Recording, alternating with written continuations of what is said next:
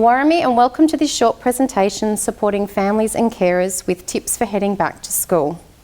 My name's Meg and I'm an early childhood teacher who spent years supporting children and families in this transition process of starting and heading back into school.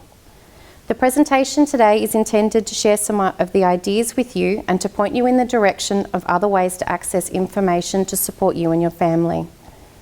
As we know, every child and family is unique and different, and so in this presentation it's a general nature and it should be considered with your context in mind.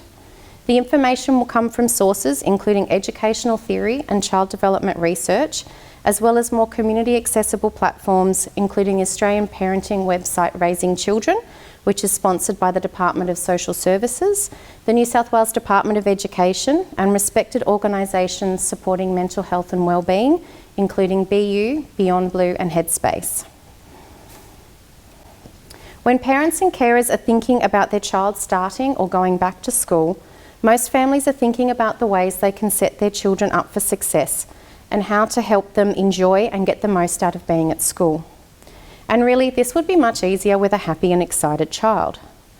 So if you think about situations as adults where we feel happy and excited, they're often the ones that we actually know what's happening and what's expected of us. So in the same way, if we're wanting to support our children to feel confident and prepared to start or return to school, we should start with discussions around how we can plan to help our children feel prepared and confident in the transition into school life. The first time children transition into formal schooling can seem daunting for us all. It's our job to work together to help them feel empowered and to understand this change as much as possible. Transitions at any time of life will offer opportunities and challenges equally. Working with our children actively in preparing them for these transitions and changes to the routines and the responsibility levels can help them build confidence in knowing what's expected of them. When discussing these changes, we can plan together about how we want to manage these in a way that can support your child to feel empowered and in control as they transition back into schooling after a break on school holidays or from the first time. So what do you think might be challenging for your child? Make a list and have a chat with your child. What are they really worried about? Once you have this list, we need to get planning. What can you practically do to help your child prepare for these? Some example of practical actions include, for our youngest, it might just be as simple as helping them to take their jumper on and off unassisted. For some children, walking to school is a challenge for them, so walking the route and timing them so that they know how long it will take them to get there will help. For other children, public transport is a new thing and they need to learn how to use an Opal card and practice how to get their routes on the buses and trains. Arguably, the most daunting transition into schooling for parents and carers is the first year that your child attends school. When transitioning into formal schooling for the first time in primary or high school, it is really important for families to connect with the schools early and get to know what their policies are, the layouts of the school, and how their orientation systems work.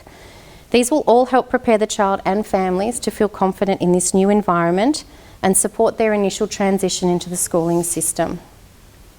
As you get closer to the child's first day, we recommend that families are talking with their children about how they're going to be getting to school, as well as what they need to be taking with them.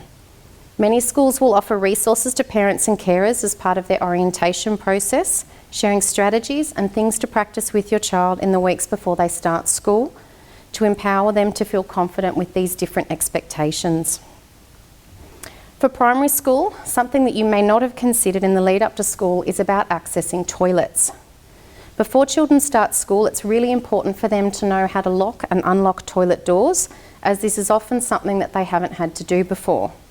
Toilets at primary and high schools all have locks, and so it's suggested that you take your child to a public toilet prior to them starting school and have them practice how to lock and unlock the doors with your help, so that they feel confident in using the bathroom independently when they get to school. Getting to and from school and even navigating schools with driveways and staff parking raises the issue of road safety for all children and families. Our youngest children are not cognitively able to judge speed and distance, and so will continue to need to be supported by an adult with this in their early primary years. Add in the excitement of when they see friends or are in a rush. This becomes a topic of conversation that's important for all families.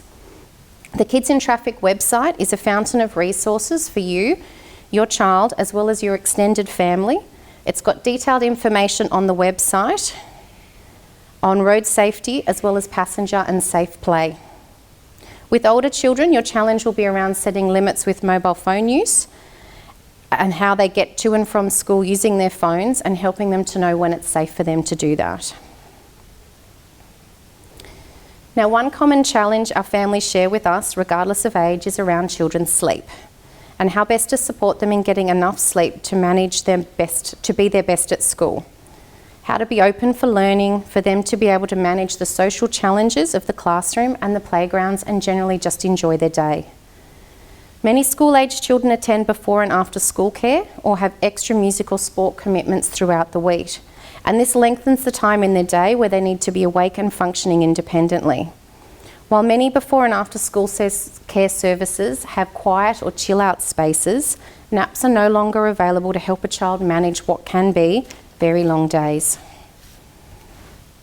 With this in mind, if you work backwards, when your child needs to be awake, making sure you've left enough time for them to get up, get dressed, have breakfast and make lunch, etc. before going to school, this should help you when to figure out a good bedtime for your child.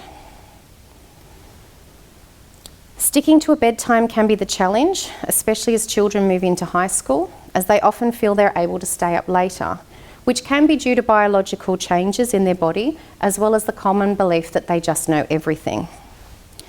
Research suggests good sleep habits can be supported by avoiding or keeping naps to 20 minutes and avoiding longer naps later in the afternoons. Sleeping in the bed and not passing out on the couch watching TV will promote a better quality of sleep also. Avoiding blue light from devices and screens at least an hour before bedtime, and give your body hand a clock. Keep your wake-up times regular, even on the weekends and on the holidays. If you keep it within a 2-hour window, this will help maintain a quality sleep. Pre-sleep rituals like listening to music, audiobooks, a warm bath or stretching can also help children to wind down after their day. Moving on to food at school. Breakfast can sometimes be a really tricky meal of the day. Managing to get this happening before you get to school, especially if your child's a little slower in the mornings, can be a challenge. But just remember that it doesn't have to be a sit-down meal, and there are plenty of options that you can make that will still give you a good balance of protein, carbohydrates and good fats that will give your child the energy to get into their day and manage all of the challenges they face. So at school, some tips for eating well include making sure that the children actually like the food that's in their lunchbox, making sure that they're able to open the packages, especially the yogurt lids, and they can manage the lunch boxes that you've given them.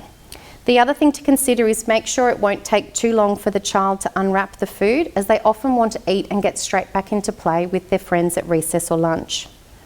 Remember, every child is unique and different. Some children will want to eat the same thing every single day, while others really thrive on variety. So keep talking with your child and see what works for them. Drinks are also part of creating healthy habits with children, and water is the simplest, cheapest and healthiest options for children to be eating through the day. As children move into high school, their choices at the canteen or tuck shop will become more and more independent, and this is where you've hopefully laid a good groundwork of knowledge around good nutrition and good food choices.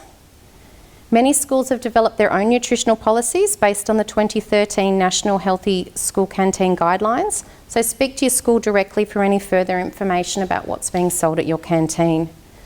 And don't forget, in the warmer weather, ice bricks can be very helpful in keeping items cold and safe. The last thing that you want to do is give your child food poisoning because their yogurt got too hot sitting in their lunchbox. Now, we've made it through the day, and it's time to think about what wellbeing and balance is going to look like with your family.